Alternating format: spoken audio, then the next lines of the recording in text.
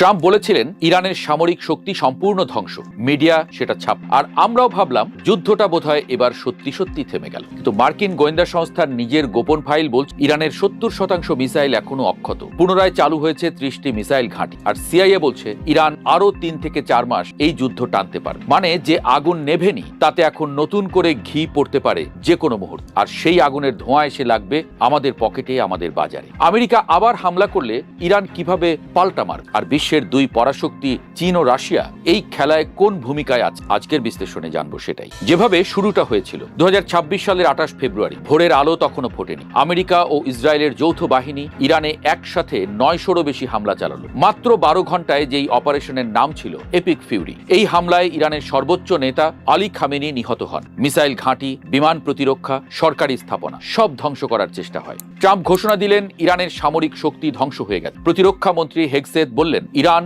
আর কোনো হুমকি নয়, কিন্তু বাস্তবতা ছিল সম্পূর্ণ আলাদা। যে তথ্য ট্রাম্প লুকিয়ে রেখেছিলেন 2026 সালের 12ই মে ফাঁস হলো মার্কিন গোয়েন্দা সংস্থার গোপন রিপোর্ট। নিউ ইয়র্ক টাইমস সেই রিপোর্ট প্রকাশ করল। রিপোর্ট বলছে ইরানের 70% মিসাইলের স্টক এখনো অক্ষত, ইরানের 75% মোবাইল মিসাইল লঞ্চার এখনো সচল, আর হরমুজ প্রণালীর পাশে ইরানের 33টির মধ্যে 30টি মিসাইল ঘাঁটি পুনরায় চালু হয়ে গেছে। শুধু তাই না, ইরানের মাটির নিচে 90% মিসাইল স্টোরেজ ফ্যাসিলিটি এখন আংশিক বা সম্পূর্ণ শক। মানে আমেরিকা যাকে ধ্বংস বলেছিল সেই ইরান ঘুরে দাঁড়িয়েছে মাত্র 2 মাসে। সিআইএ আরও জানিয়েছে হরমুজ প্রণালীতে এই নৌ অবরোধ আরও 3 থেকে 4 মাস টিকিয়ে রাখতে পারবে ইরান, কোনো মারাত্মক অর্থনৈতিক ক্ষতি ছাড়াই। যুদ্ধবিরতির আড়ালে যা হচ্ছে, 8ই এপ্রিল 2026 পাকিস্তানের মধ্যস্থতায় 2 সপ্তাহের যুদ্ধবিরতি হলো। ট্রাম্প সেটা বারবার বাড়াতে থাকলেন, কিন্তু এই যুদ্ধবিরতি ছিল আসলে একটা দুইধারী ছুরি। ইউরোনিউজ ও Institute for the Study of War তাদের রিপোর্টে বলল ইরান এই বিরতি ব্যবহার করছে তার সামরিক সম্পদ মেরামত করতে এবং নতুন অবস্থানে সরিয়ে নিতে। ইরানের নৌবাহিনী মহড়া চালাচ্ছে হরমুজ প্রণালীতে।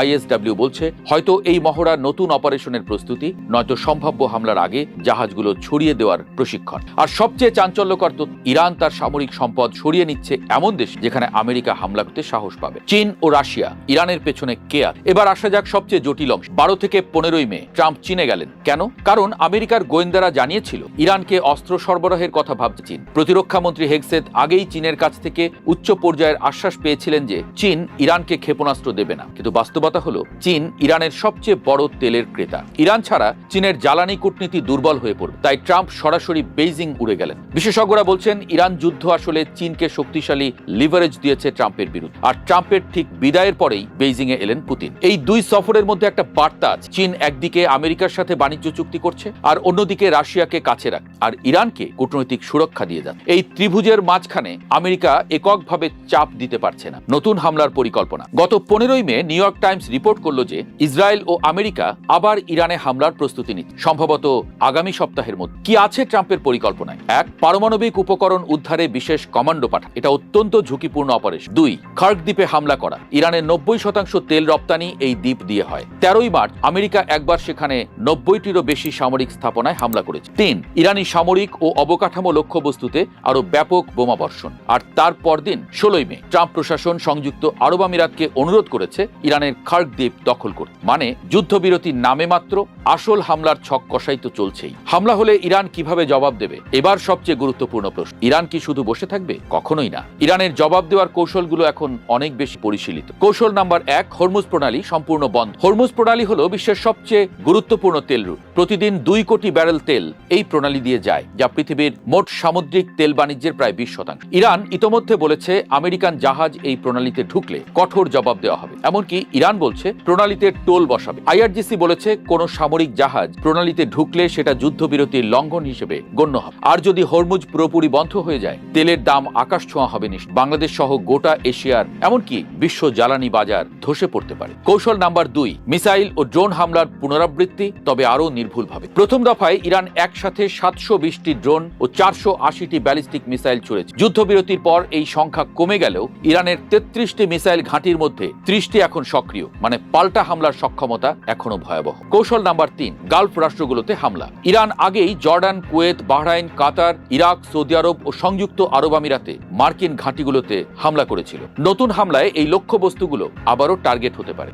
কৌশল নাম্বার 4, সাইবার হামলা। ইরানের হ্যাকাররা যুদ্ধবিরতির পর আমেরিকায় সাইবার হামলা স্থগিত করেছে, কিন্তু নতুন হামলা শুরু হলে এই সাইবার অস্ত্র আবার সক্রিয় হবে। ইরান আগে মার্কিন চিকিৎসা সরবরাহ কোম্পানি স্ট্রাইকারে সাইবার হামলা করেছে। ব্যাংক থেকে শুরু করে অবকাঠামো সবকিছু টার্গেট হতে পারে। কৌশল নাম্বার 5, প্রক্সি নেটওয়ার্ক দিয়ে পাল্টা চাপ। লেবাননে হিজবুল্লাহ, ইরাকে শিয়া মিলিশিয়া, ইয়েমেনে হুথি, এই প্রক্সি বাহিনীগুলো ইরানের পুরনো অস্ত্র।